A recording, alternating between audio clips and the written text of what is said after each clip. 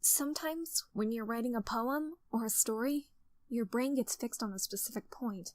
If you try so hard to make it perfect, then you'll never make any progress. Just force yourself to get something down on the paper and tidy it up later. Another way to think about it is this.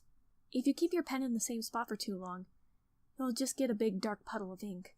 So just move your hand and go with the flow. Sometimes you'll find yourself facing a difficult decision. When that happens, don't forget to save your game. You never know when you might change your mind, or when something unexpected may happen. Wait, is this tip even about writing?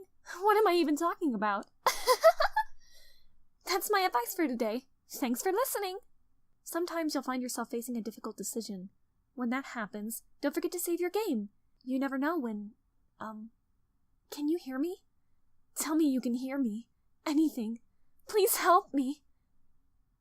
That's my advice for today. Thanks for listening! Sometimes when I talk to people who are impressed by my writing, they say things like, I can never do that. It's really depressing, you know? As someone who loves more than anything else to share the joy of exploring your passions, it pains me when people think that being good just comes naturally. That's how it is with everything, not just writing. When you try something for the first time, you're probably going to suck at it. Sometimes, when you finish, you feel really proud of it, and even want to share it with everyone. But maybe after a few weeks, you come back to it, and you realize it was never any good. That happens to me all the time. It can be pretty disheartening to put so much time and effort into something, and then realize it sucks. But that tends to happen when you're always comparing yourself to top professionals. When you reach for the stars, they're always going to be out of your reach, you know? The truth is, you have to climb up there, step by step. And whenever you reach a milestone, first, you look back and see how far you've gotten.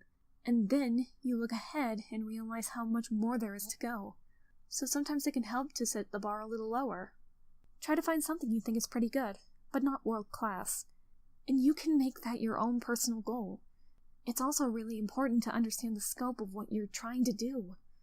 If you jump right into a huge project and you're still an amateur, you'll never get it done. So if we're talking about writing, a novel might be too much at first. Why not try to write some short stories? The great thing about short stories is that you can just focus on one thing that you want to do right.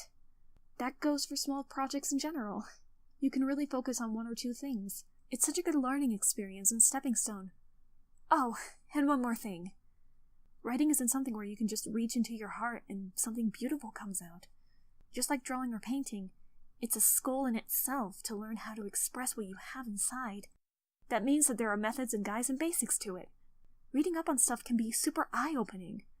That sort of planning and organization will really help you prevent from getting overwhelmed and giving up. And before you know it, you start sucking less and less. Nothing comes naturally. Our society, our art, everything. It's built on thousands of years of human innovation. So, as long as you start on that foundation and take it step by step, you too can do amazing things.